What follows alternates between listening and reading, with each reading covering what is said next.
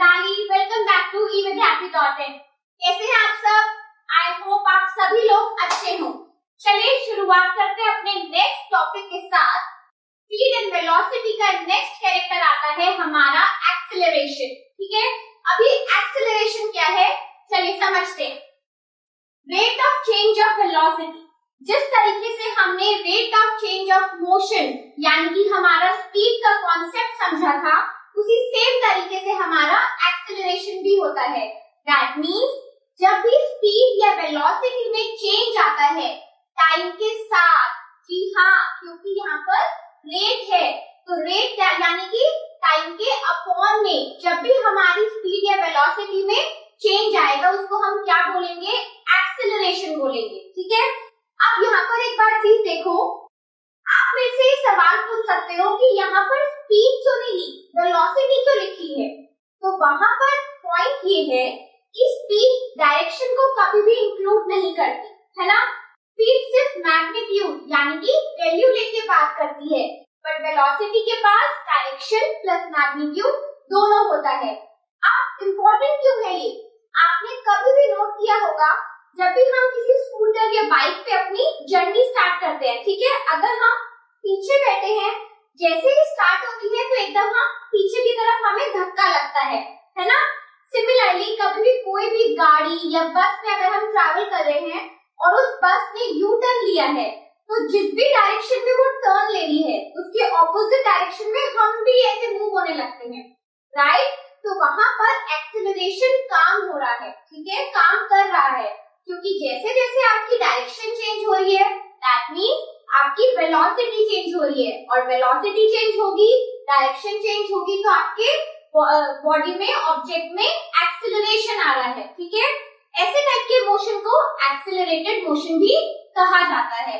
So that is why change in velocity is known as the acceleration. ठीक है, अब यहाँ पर एक बार फॉर्मूला देखते हैं। Acceleration is change in velocity upon time taken. Now क्योंकि यहाँ पर मैंने चेंज इन वेलोसिटी लिखा है, इसका मतलब कुछ ना कुछ इनिशियल फाइनल का पंगा यहाँ पे जरूर है, राइट। तो यहाँ पर t minus u by t करेंगे, where our v stands for the final velocity and I stands for the initial velocity। Clear? चलिए यहाँ तक तो सब ठीक है। एक बार इसकी SI यूनिट्स भी देख लेते हैं, क्योंकि ये टाइम वेलोसिटी अपॉन टाइम है। वेलोसिटी की यूनिट हमने क्या पढ़ी थी?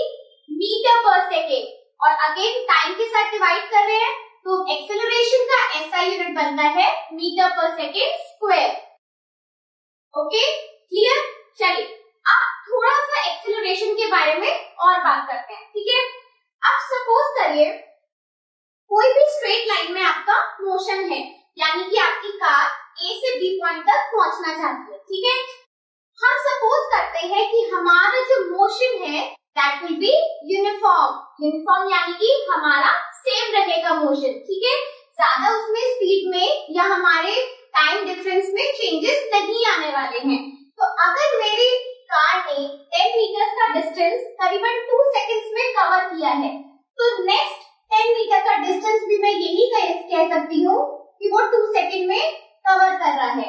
अगर हमारी कार बिल्कुल इसी तरीके से चल रही है that means at a constant rate, equal interval of time पे जो भी वेलोसिटी में चेंज आ रहा है वो इक्वल चेंज आ रहा है, ठीक है, चाहे उसमें इंक्रीज हो डिक्रीज हो, यानी कि आप ऐसा भी बोल सकते हो कि 4 सेकंड्स में 20 मीटर चला है। ठीक है, तो कांस्टेंट रेट पे अगर चेंज आएगा तो वहां पे जो हमारा एक्सेलरेशन है that will be known as uniform acceleration. ठीक, लेकिन इसका केस ऑपोजिट भी हो सकता है। पहली बात, यूनिफॉर्म एक्सेलरेशन का सबसे बेस्ट एग्जांपल आप समझ सकते हो, कोई भी फ्री फॉलिंग बॉडी, अगर ये यहाँ से ऐसे गिरने लगेगा तो चाहे जितना भी नीचे तक गिरे लेकिन उसकी स्पीड अपने आप चेंज नहीं होगी। तो हमारी कोई भी फ्री फॉलिंग बॉडी जो भी होती है वो एक कांस्टेंट रेट पर फॉल करती है। ठीक है, तो वो एग्जांपल आपका यूनिफॉर्म एक्सेलरेशन का एग्जांपल है। नाउ अब यहाँ पर if our velocity changes at a non uniform rate, तो नॉन यूनिफॉर्म रेट का क्या मतलब है इसमें?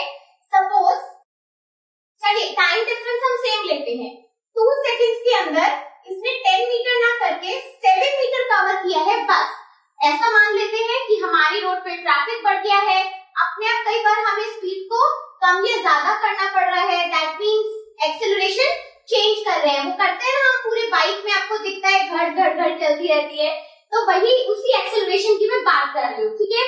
अब इससे आगे चले, हमें रोड थोड़ा खाली मिल गया, we can increase our speed. तो यहाँ पर अगेन 2 सेकंड्स के अंदर हमने नोट किया कि वो 15 मीटर तक पहुंच गया।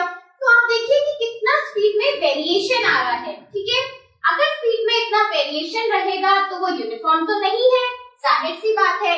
कैसी स्पीड है? नॉन यूनिफॉर्म वेलोसिटी है, राइट। और इस वजह से वो एक्सेलरेशन कैसा कहलाया जाएगा? नॉन यूनिफॉर्म एक्सेलरेशन, ठीक है। तो ये बात हो गई हमारे एक्सेलरेशन में यूनिफॉर्म एंड नॉन यूनिफॉर्मिटी की। अब हमारे पास एक छोटा सा कॉन्सेप्ट और है एक्सेलरेशन को लेके, वो ये कि अगर हमारी स्पीड आगे बढ़ रही है, दैट मींस अगर हमारा एक्सेलरेशन आगे मूव कर रहा है, तो वो एक्सेलरेशन उस वक्त पॉजिटिव कहलाया जाता है, यस, ठीक है।